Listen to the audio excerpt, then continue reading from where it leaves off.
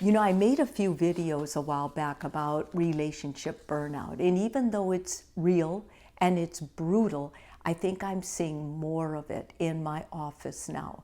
And I think part of the reason is because what is going on in our country, in the world. People are listening to news, they're seeing it all the time, no matter where they are, whether they're on their phone, reading a text, or anything else. There's constantly breaking news coming in from all the social media platforms.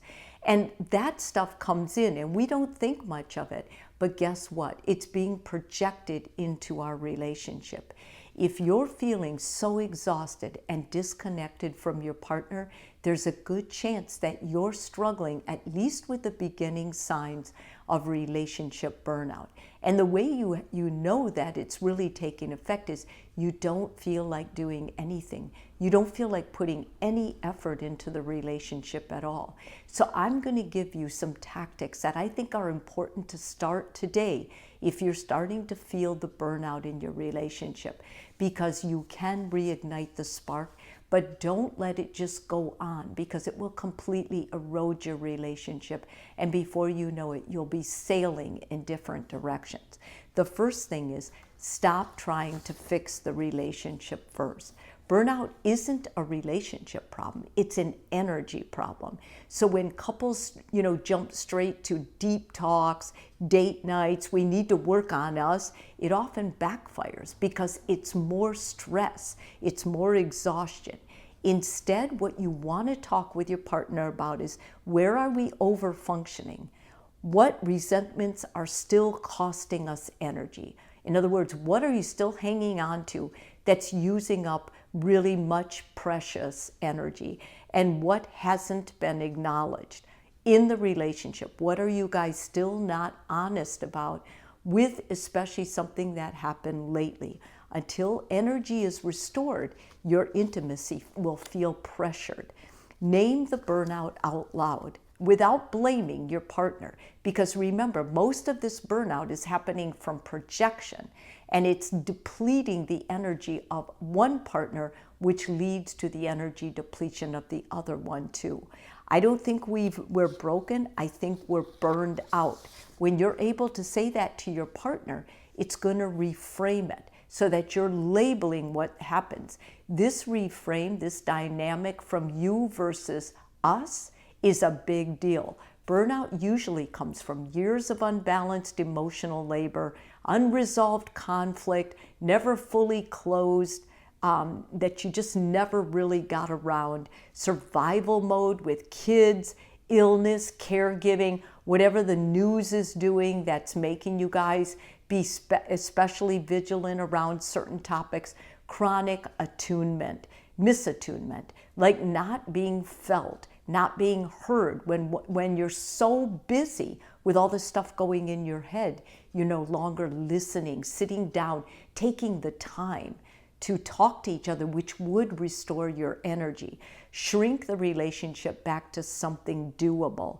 So burnout pairs try to do too much too fast. What you want to do instead is you want to start talking about, let's reconnect. Let's go have a coffee. Even if you say 3 things to each other, but you both listen to each other, guess what? You're going to get more energy back in the relationship. And you don't want to start saying, let's talk for hours or let's go away. You just want to shorten everything, like micro moments where you're both feeling safe. Like one kind of sentence a day, a follow-up, or brief physical contact with no sexual agenda, like hugs, or maybe let's just take a shower together. Something that's simple, and it doesn't have to lead to more, but it's something you're both needing and you're both going to connect and benefit from. So being with each other shouldn't feel like it's overwhelming or costly. It should feel supportive. Like you should feel like, oh my God, I've got a partner in this madness. So repair the relational injuries, not just the habits. Burnout often sits on top of unrepaired wounds. So things like feeling chronically unchosen, or not feeling protected, or being emotionally alone during hard times, or broken trust, big or small. So if you want to reignite the spark, or the energy between the two of you, you want to do things like, I see how alone you were and I didn't step in and I'm really sorry for that. Or I minimized something that mattered to you. And can we talk about that now? I'm really sorry. I want to hear you out. Or I defended myself instead of protecting us. These are vulnerabilities. The partner who says this opens up the relationship. They restore their partner. Their partner starts feeling closer to them instead of moving into their own corner. Lower the bar for intimacy. And this is crucial. Burnout thrives when intimacy feels like a test instead of passion, fireworks, feeling in love again. You want to aim for let's feel warmth again. Let's feel ease. No demand closeness. This is going to lighten the load significantly, especially when one partner is always saying, I'm so exhausted. And then loving you is just another thing I have to do. You want to go for warmth. You want to go for just feeling at ease and safe with each other.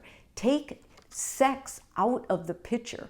It might be temporary, but just take it out of the picture for a while so you can get into a relationship where you both feel like best friends, like you have each other's back again. Reintroduce novelty without presence. So things like doing something neither of you is good at, or changing the environment, even a new walking path is going to help, or brief separations that allow for each of you to miss each other and they're not threatening. So maybe just making your schedule like, I'm just going to go out for a meditation in the park, or whatever it is, your partner recognizes you need that time alone and they're not threatened by that need alone. They know you're going to come back. Then you'll be back in a better place. You will have restored yourself and not put anything on the other person. Doesn't feel burdensome, except that reigniting is not a straight line. You know, there's usually a phase where closeness increases, fear follows, you know, what if this doesn't last? Or one partner pulls back. Whenever you're changing a routine or a pattern in your relationship, this is normal because healing isn't in a straight line. So you can be doing really good, but then one partner goes, I know this won't last. I know this won't last. And their own negative self-talk gets in their head and they project that onto their partner. You want to stay away from that. When you set your expectation, like this will be back and forth for a while, but forever, we're just, you know, we're acts in the process of learning. And so basically, we will figure it out in the end. The hardest truth of all is to understand that life is stressful. And when you become a team and help each other with life, the marriage is going to thrive. People are going to feel more connected and burnout will minimize itself. If this video is helpful for you, please subscribe. If you're already a subscriber, thank you so much.